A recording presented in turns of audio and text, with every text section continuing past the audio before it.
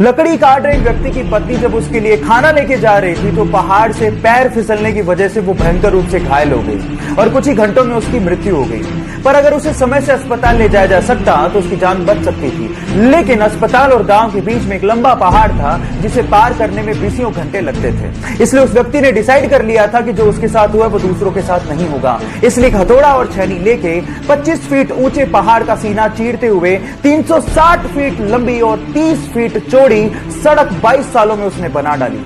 Yes, I am talking about Dashrath Manjhi. Guys, यहां सीखने लायक बात यह है कि अगर जुनूनियत हो तो कुछ भी असंभव नहीं है। जिस उम्र में लड़के और लड़कियां ब्रेकअप और पैचअप के खेल में बिजी होते हैं, उस उम्र में इस लड़के ने सोचा कि मैं अपना स्टार्टअप शुरू करूंगा। 17 साल की छोटी सी उम्र में उसने अपना कॉलेज ड्रॉप आउट कर दिया, वो भी अपने पेरेंट्स को बिना बताए, और अपना स्टार्टअप शुरू किया। हालांकि वो स्टार्टअप इतना नहीं चल पाया, फेल हो गया, लेकिन उसने हार नहीं मानी। 3 साल की कड़ी रिसर्च के बाद सन 2013 में उसने एक दूसरा स्टार्टअप शुरू किया और देखते ही देखते वो कंपनी इंडिया में $10 बिलियन की कंपनी बन गई। जी हां, मैं बात कर रहा हूं ओयो फाउंडर रितेश अग्रवाल की, जो कि इंडिया में यंगेस्ट बिलियनर भी हैं। गाइस, यहां सीखने लायक बात यह है कि if you can believe it, you can achieve it. जब वो हैदराबाद जाने के लिए रेलवे प्लेटफॉर्म पे खड़ा था तो पैर फिसलने की वजह से वो सामने से आती हुई ट्रेन की चपेट में आ गया, जिसकी वजह से उसके दोनों पैर कट गए।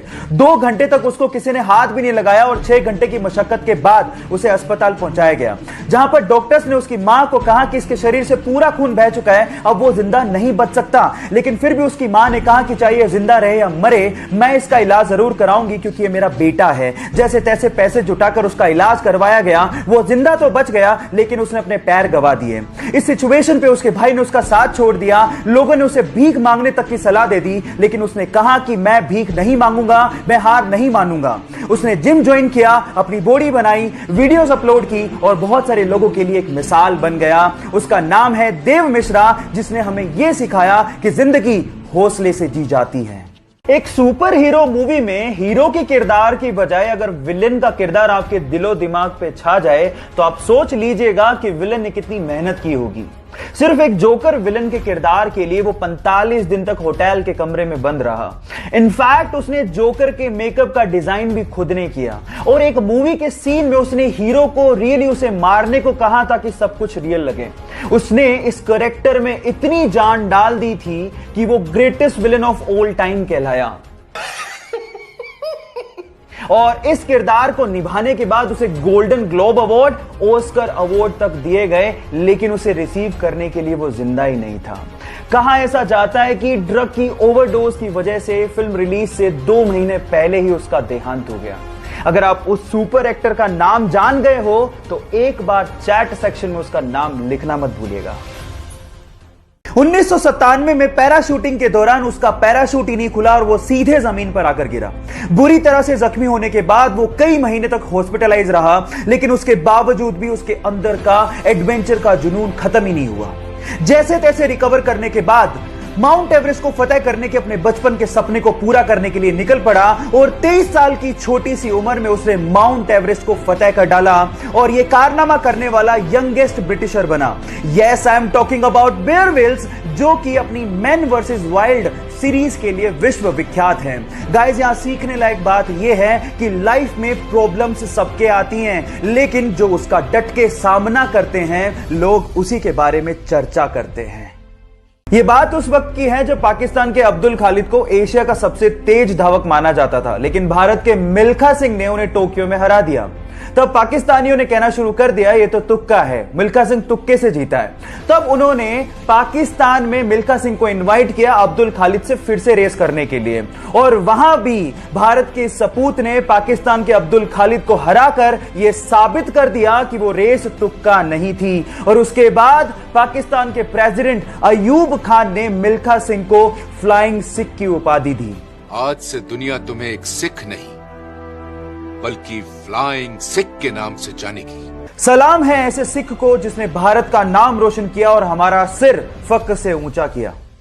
अपनी बेहद खराब फॉर्म के चलते 2011 के वर्ल्ड कप टीम में उसका सिलेक्शन तक नहीं हुआ। लोगों ने कहा कि ये सब तो उसके साथ होना ही था, वो बहुत ज्यादा लेजी है, उसमें कोई कंसिस्टेंसी ही नहीं है और शायद अब कभी वो वापसी नहीं कर सकता। सारे फैंस निराश हो गए थे, लेकिन उसने हार नहीं मानी। उसने हार्ड वर्क किया, अपनी फॉर्म दर्शाई और 2013 में बतौर ओपनिंग बैट्समैन एंट्री मारी और उसके बाद उसने वो कर दिखाया जो आज तक इस प्लेनेट पे कोई नहीं कर सका। वनडे इतिहास में 3 बार डबल सेंचुरी मारने का रिकॉर्ड उसने अपने नाम कर डाला। Yes, I am talking about the hitman Rohit Sharma. Guys, यहां सीखने लायक बात यह है कि आलोचना होगी, आप गिरोगे, लेकिन गिर के उठने वाले को ही बाजीगर कहते हैं। एक बार एक लार्क प्रजाति की चिड़िया जंगल में पेड़ के ऊपर बैठ के गाना गा रही थी। अचानक से वहां से एक किसान निकला जिसके हाथ में एक छोटा सा बॉक्स था। तो चिड़िया ने उसे रोक के पूछा कि तुम्हारे हाथ में क्या है और तुम कहां जा रहे हो। तो किसान ने जवाब दिया कि इस छोटे से बॉक्स में छोटे छोटे से प्यारे से कीड़े हैं जिसे बेचकर मैं पंख खरीदने जा रहा हूं। तो चिड़िया ने जवाब दिया कि पंख तो मेरे पास भी हैं, क्यों ना हम एक काम करें, तुम मुझे कीड़े दो, बदले मैं तुम्हें पंख दूंगी जिससे मुझे कीड़े ढूंढने नहीं जाना पड़ेगा। तो उसने शॉर्टकट दिमाग में लगा लिया। किसान ने कहा ठीक है, मुझे कोई प्रॉब्लम नहीं है। तो किसान ने उसे कीड़ा दिया, बदले में उसने एक पंख दिया और यह सिलसिला कंटिन्यूसली चलता रहा। और एक दिन ऐसा आया कि उस चिड़िया के पास एक भी पंख नहीं बचा। फाइनली किसान ने उसे कीड़े देने से मना कर दिया और वो खुद भी शरीर पे एक पंख भी ना होने की वजह से कीड़े ढूंढने लायक भी नहीं बची और फाइनली मर गई। Now the moral of the story is guys, कभी कभार शॉर्टकट आपकी जिंदगी को शॉर्ट बना देते हैं, so be careful about that. London में बहुत सारे वैज्ञानिकों के बीच में एक भारतीय वैज्ञानिक इस चीज को सिद्ध करना चाहता था कि धातुओं में भी प्राण होते हैं। इसके लिए उसने आयरन की रोड ली, उसे तार से लपेटा और तार के लास्ट में एक निब लगाई और उसे ग्राफ पे लटका दिया। अब प्लान ये था कि उसके ऊपर वो एसिड गिराएंगे जिससे धातु थर-थर कांपेगा और वो ग्राफ में दिखेगा। अब जो बोतल उन्हें पकड़ाई गई थी, जैसे ही उन्होंने वो बोतल उड़ेली, धातु पे कोई फर्क ही नहीं पड़ा। सारे वैज्ञानिक हंसने लगे कि ये पॉसिबल थोड़ी है, धातु में प्राण कहां होते हैं। तो उसके बाद उन्होंने वो बोतल उठाई और वो गट-गट करके पी गए, क्योंकि उन्हें पता था कि किसी ने धोखे से एसिड को बदल दिया गया है। बाद में पियोन ने माफी मांगी और उन्हें ओरिजिनल एसिड की बोतल दी गई और बाद में उन्होंने वो एसिड धातु पे गिराया और वो सारा प्रभाव ग्राफ पे दिखा और ये सिद्ध हो गया कि धातु में भी प्राण होता है। जी हां, मैं बात कर रहा हूं जगदीश चंद्र बसु की और ये बात है 1911 की। बात अजीब है लेकिन सच है। उसे बहुत दिनों से खून की खांसी हो रही थी। डॉक्टर्स ने उसे कहा कि तुम स्कैन क्यों नहीं करवा लेते, पर उसे तो भारत देश के लिए खेलने की धुन सवार थी। उसने डॉक्टर को जवाब दिया कि क्या हो गया डॉक्टर, जब एक सैनिक हमारे देश के लिए गोली खा सकता है तो क्या मैं खून की उल्टी के साथ खेल नहीं सकता।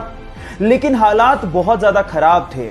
जब रिपोर्ट्स आई तो पता लगा कि उसे कैंसर है और इसके क्योर के लिए उसे बाहर जाना पड़ा। वो कम से कम 1 साल तक अपने खेल से दूर रहा। लोगों ने यह तक कहना शुरू कर दिया था कि अब कभी वो वापसी नहीं कर पाएगा, लेकिन उसने मेहनत की और वापसी करने के बाद उसने अपने वनडे करियर का सबसे बड़ा स्कोर बना डाला। Yes, I am talking about Yuvraj Singh, जिनका कहना है कि अपनी तकदीर को तुम खुद लिखो और कभी जिंदगी में हार मत मानो।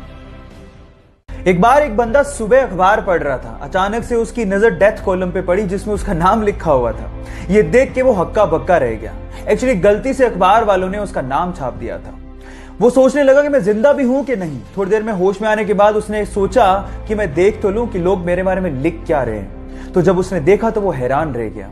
एक्चुअली उसमें लिखा हुआ था कि डायनामाइट का बादशाह मर गया, वो मौत का सौदागर था। ये शब्द देख के वो सेल्फ रियलाइजेशन में चला गया और सोचने लगा कि मरने के बाद क्या इस तरह से लोग मुझे याद रखेंगे। उसके बाद उसका हृदय परिवर्तन हो गया और उसके बाद उसने शांति के लिए काम करना शुरू कर दिया। Yes, I am talking about Alfred Nobel, जिसे हम नोबेल प्राइजेस के लिए याद रखते हैं। अब मेरा सवाल आपसे यह है कि मरने के बाद आप क्या चाहते हैं कि लोग आपको कैसे याद रखें? चैट सेक्शन में लिखना मत भूलिएगा। एक किसान एक व्यापारी को डेली 1 किलो मक्खन बेचता था। अब एक दिन परखने के लिए उस व्यापारी ने मक्खन को तोल के देख लिया कि वो मक्खन 1 किलो है कि नहीं है, और वो मक्खन 1 किलो नहीं निकला। इस बात पे व्यापारी किसान को अदालत ले गया। अदालत में जज ने किसान से पूछा कि तुम किस बाट का इस्तेमाल करते हो। तो किसान ने कहा कि माय बाप, मैं तो अनपढ़ हूं, मैं कोई बाट का इस्तेमाल नहीं करता, लेकिन मेरे पास एक तराजू है तोलने के लिए। तो भी जज ने कहा कि तुम तोलते कैसे हो? तो इस बात पे जो किसान ने जवाब दिया वो आप लोगों को सुनना चाहिए। किसान ने कहा कि ये तो अब मुझसे मक्खन खरीद रहा है, मैं तो इससे कब से ही 1 किलो ब्रेड खरीद रहा हूं और उसी 1 किलो ब्रेड को तराजू के एक पलड़े में डालकर मैं इसे मक्खन तोल के दे देता हूं। अब आप समझ तो गए होंगे कि गलती किसकी है। Now the moral of the story is guys, जैसा बोओगे पाओगे वैसा ही, इसलिए B careful about your Karma.